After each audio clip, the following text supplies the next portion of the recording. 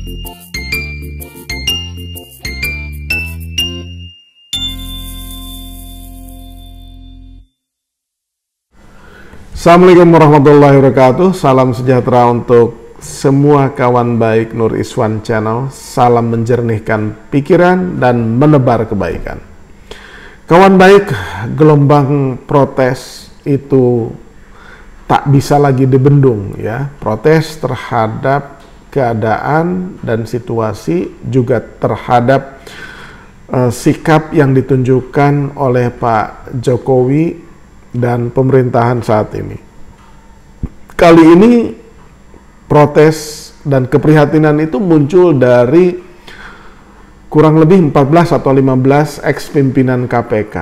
Ya, salah satunya ex-pimpinan KPK yang punya legenda karena senior dan punya reputasi baik, yaitu Pak Taufikur Rahman Ruki, itu sudah mengatakan bahwa negeri ini diambang bahaya kalau kita biarkan terus. Maksudnya dibiarkan terus seperti ini. Dan judul berita itu dimuat di Kumparan News ya, atau kumparan.com 5 Februari pukul 18 ya. Nah, kemarin kurang lebih 14-15 itu membuat pernyataan sikap yang nanti akan saya bacakan secara lengkap biar tidak salah tafsir dan gagal paham. Tetapi yang pasti isi berita Kumparan ini ya, di fotonya terlihat Pak Taufikur Rahman Ruki dan mewakili kurang lebih 14-15 ex-pimpinan KPK dari tahun 2003 sampai 2019 ya. Jadi sejumlah mantan pimpinan KPK menilai Indonesia sedang dalam kondisi yang tidak baik-baik saja, kompas moral dan etika mulai ditinggalkan. Negeri ini diambang bahaya kalau kita biarkan begini terus, bahaya, kata mantan ketua KPK Taufikur Rahman Ruki dalam konferensi pers di gedung ACLC KPK Jakarta Senin 5 Februari. Ruki dan 14 mantan pimpinan KPK berkumpul untuk menyerukan imbauan kepada Presiden Jokowi serta penyelenggara negara. Menurut Ruki, kondisi Indonesia saat ini yang membuat para pimpinan KPK periode 2003 sampai 2019 untuk kemudian berkumpul dan menyatakan sikap gitu.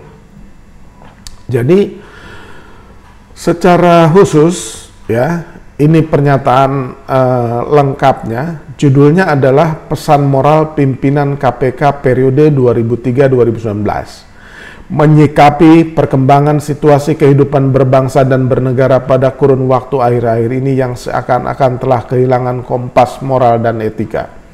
Maka kami pimpinan KPK periode tahun 2003-2019 menghimbau agar Presiden dan seluruh penyelenggara negara untuk kembali berpegang teguh pada standar moral dan etika dalam menjalankan amanah yang diembannya. Pelaksanaan tata kelola pemerintahan yang baik atau good governance dan rule of law seharusnya sudah terinternalisasi dalam setiap langkah dan gerak penyelenggara negara. Tapi sayangnya makin sering ditinggalkan.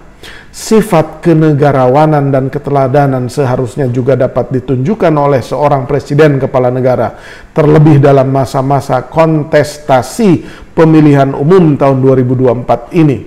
Bukti dari hilangnya kompas moral, etika, dan hukum dalam berbangsa dan bernegara telah terlihat nyata dalam berbagai parameter dan penilaian yang diterbitkan lembaga-lembaga internasional, seperti menurunnya skor indeks persepsi korupsi Indonesia dalam 4 tahun terakhir yang di tahun 2019 skornya mencapai 40 dan menurun drastis menjadi skor 34 di tahun 2022 dan 2023 dan menempati ranking 115 dari semua negara yang disurvei. Tidak bergeraknya indeks negara hukum rule of law index yang dikeluarkan oleh World Justice Project yang hanya mencapai nilai 0,53 dari skala 0 sampai dengan 1 di tahun 2023. Jadi masih sangat jauh dari nilai ideal indeks negara hukum. The Economist Intelligence Unit bahkan menempatkan Indonesia sebagai negara demokrasi cacat. Flawed Democracy, dan menurut Varieties of Democracy Project pada tahun 2023 Indonesia hanya mencapai skor 25 dan menggambarkan Indonesia sebagai negara dengan praktek kartel partai politik karena maraknya bagi-bagi kekuasaan di antara partai politik dengan akuntabilitas yang sangat kurang pada pemilih, extensive power sharing among parties, and limited accountability to voters.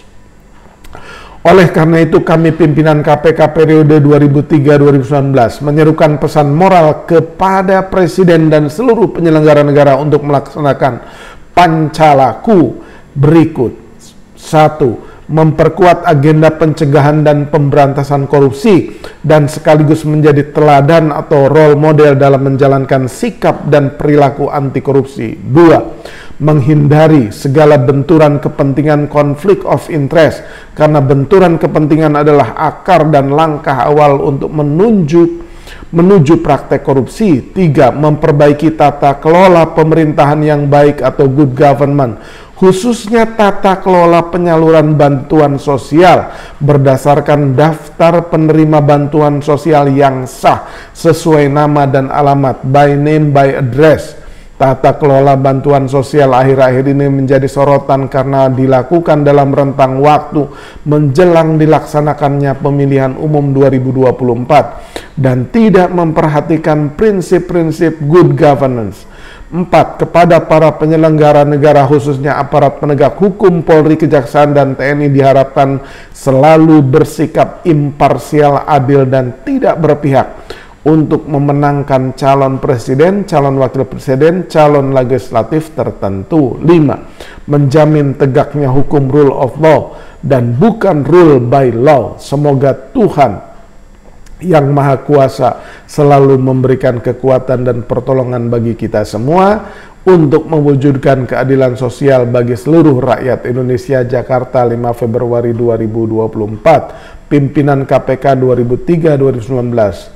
Taufikur Rahman Ruki, Eri Riana Harja Pamekas, Amin Sunaryadi, M. Bushro Muqaddas, Abraham Samad, Chandra M. Hamzah, Waluyo, Bibit Samad Rianto, Mas Ahmad Santosa, Basaria Panjaitan, Laude M. Sarif, Adnan Pandu Praja, Muhammad Jasin, Julkarnain, dan Haryono Umar.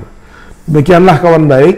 Jadi kalau sudah para sesepuh, apalagi para pendekar pemberantasan korupsi turun gunung, bahkan menyoroti penyaluran bantuan sosial, itu berarti ada sesuatu yang salah, dan mudah-mudahan penyelenggara negara, terutama presiden, itu mendengarkan, karena kalau tidak, maka perlawanan terhadap Pak Jokowi dan keluarga juga kroninya itu akan semakin membesar dan berbahaya bagi perjalanan bangsa ini ke depan. Demikian kawan baik, terima kasih.